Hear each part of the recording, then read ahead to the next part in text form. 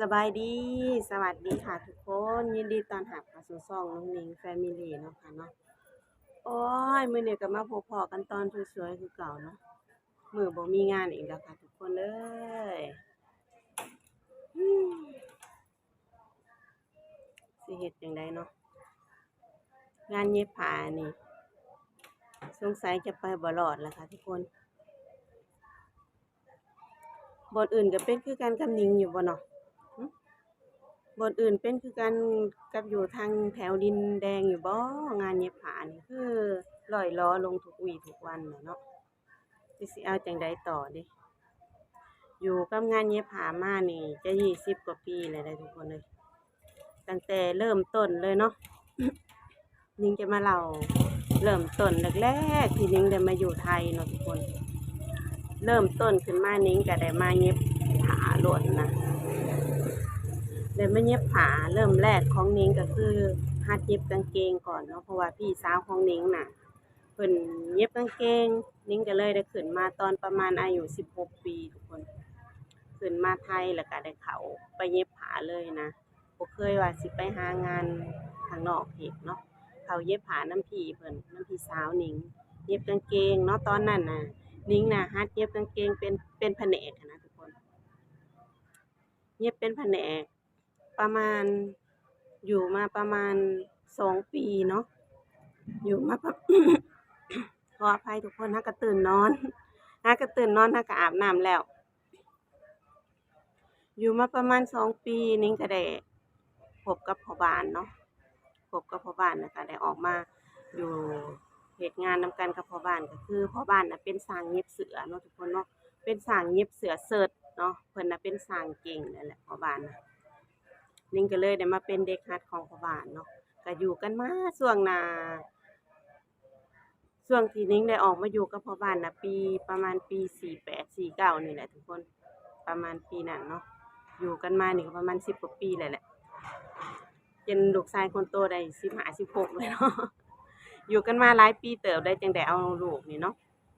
แล้วก็งานตอนนั้นน่ะก็เย็บผ้ามาตลอดเลยเย็บผ้าตอนนั้นงานเย็บผ้ารุ่งคนรุ่งแรงอีหลีได้งานเย็บผ้าแม้ว่าถ้าเกิดว่าไผเป็นช่างเย็บผ้าหรือว่าเย็บผ้าเป็นเย็บเสื้อเป็นนี่ถือว่าโชคดีอีหลีในช่วงนั้นเนาะเพราะว่างานมันรุ่งแรงอะนะงานก็ไปเฮ็ดอยู่ไสก็ได้ เทิงเราอั่นจะย้ายงานดู๋เนาะช่วงนั้นก็ย้ายงานดู๋เพราะว่า1ก่อนสิย้ายงานนี่เนาะก็คือเงินนายจ้างเพิ่นออกให้ยากเนาะก็คือเงินยากข้อ2ก็คืองานแบบว่างานมันขาดดนเกินไปเนาะนิ้งก็ต้องได้หางานเย็บผ้าบ่อนอื่นเฮ็ดเนาะก็ย้ายวนเวียนย้ายไปเย็บผ้าอยู่ในดินแดงนี่แหละแล้วก็บ่เคยแบบสิว่าสิไปหางานข้างนอก เฮ็ดหั้นนะบ่เคยบ่เคยผ่านงานข้างนอกทำเลยทุกคนเนาะก็มาช่วงนี้ก็อยู่กันมาจนว่านิ้งกับพ่อบ้านก็ได้บ้านกับได้บ้านแล้วก็ได้ที่ดินเนาะอยู่ลาวเนาะก็อยู่กันมาจนนิ้งได้มาอยู่หม้องนี้นี่มาอยู่กับนายจ้างปัจจุบันนิ้งนี่เนาะตอนที่มาอยู่ตอนนั้นน่ะก่อนที่ว่าท่านประยุทธ์เพิ่นเป็นนายกหั้นนะทุกคนนิ้งได้มาอยู่กับนายจ้างคนนี้เนาะ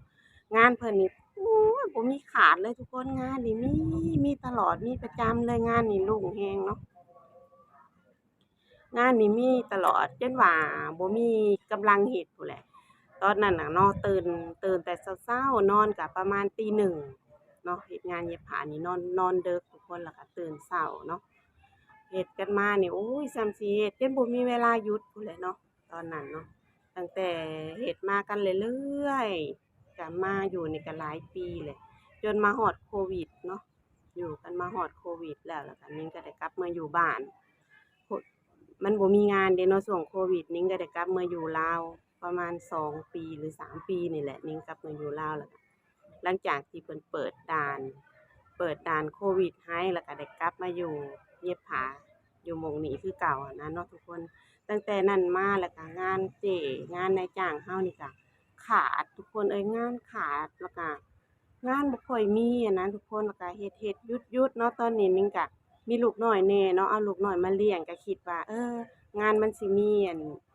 คือเมื่อก่อนนะเนาะนิ้งก็เลยได้เอาลูกมาเลี้ยงมีลูกในช่วงที่ว่านิ้งกลับมาอยู่ลาวนิ้งก็ได้น้องพาคินเนาะหลังจากนั้นนิ้งก็ได้พาน้องพาคินน่ะขึ้นมาอยู่นำเนาะมาอยู่นำอยู่ไทยนี่แหละมาแล้วก็คิดว่างานน่ะมันสิมีคือเก่าแต่พอมาอยู่แล้วล่ะก็งานนายจ้างเพิ่นก็ขายงานบ่ค่อยดีเนาะหลังจากที่ว่าโควิดนี่นะ ตั้งแต่นิ้งมานี่ก็ห้วยจะเข้า3 ปีแล้วเนาะก็งานก็ขาดๆเคินๆขาดๆเคินๆอยู่ก็อยู่นิ้งก็อดทนเอาเนาะเพราะว่าเราก็มีลูกน้อยแหน่ก็เลยแบบว่างานข้างนอกก็จักเราสิเฮ็ดงานหยังได้หั้นน่ะถ้าเกิดออกไปเฮ็ดข้างนอกก็จะมีพ่อบ้านออกไปเนาะนิ้งน่ะออกไปบ่ได้แล้วเพราะว่าเลี้ยงลูกนำหั้นน่ะบัดนี้พ่อบ้านเพิ่นเเป็นช่างที่ว่าเก่งเป็นช่างเย็บผ้าที่ว่าเก่งทุกอย่างอะนะเนาะก็เลยแบบว่า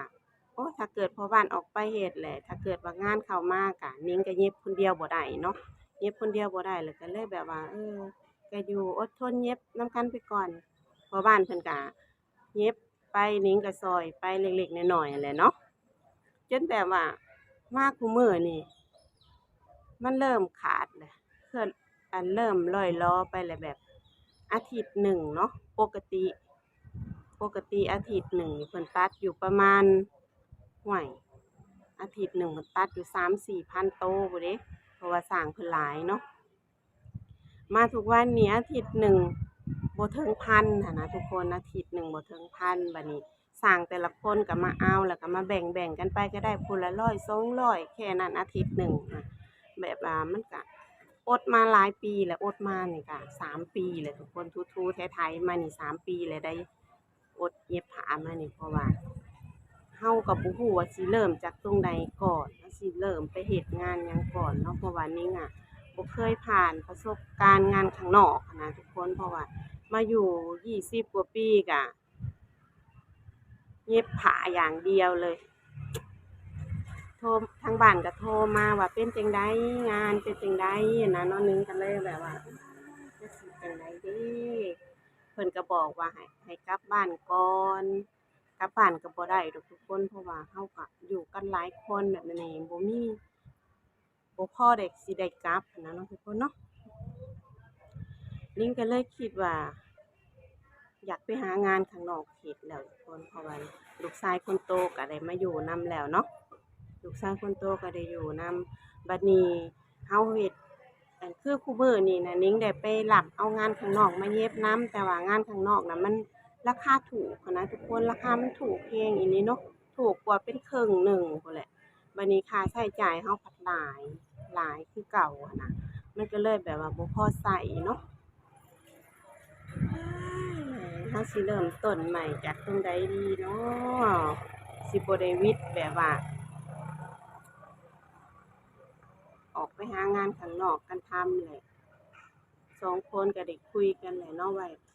เราไปหางานข้างนอกเฮ็ดกันก่อนบ่นะเนาะ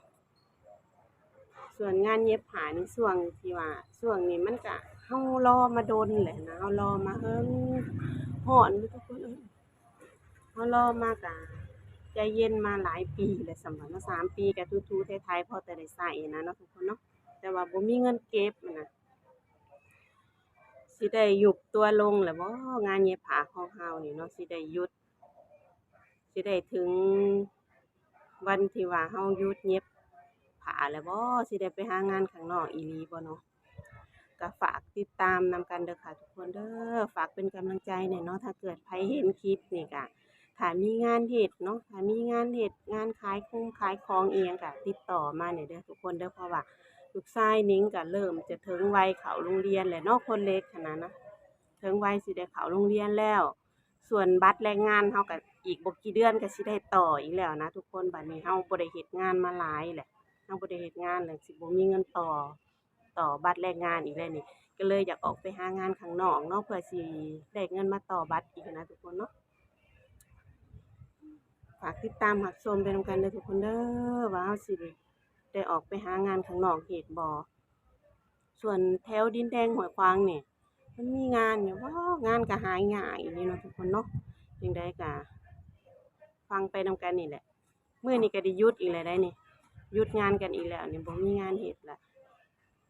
เริ่มแบบ หายใจบ่ทั่วท้องแล้วเริ่มคิดหนักแล้วลูกชายก็สิถึง